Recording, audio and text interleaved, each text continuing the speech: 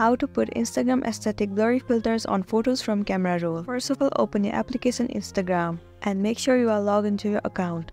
Swipe right and head over to your story section. Now what you want to do is slide all the way to the left and you will find the search icon. Tap on it. It will land you on this page. It will show you tons of different filters available on Instagram. If you want to search for the specific filter, just tap on the search icon right here. Enter the name of the filter that you want to add. Let me enter aesthetic blurry.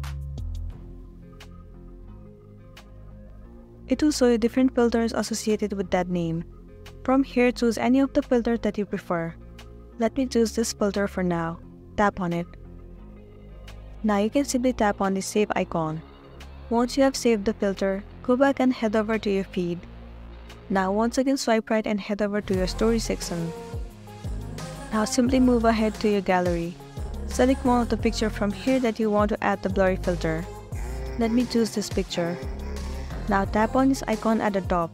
So at the very first, you'll get to see the filter that you have just saved. Tap on this button. Now you can simply tap on your story and you'll be good to go. So that's it, and I hope this video is going to be helpful for you. Thank you for watching until the end.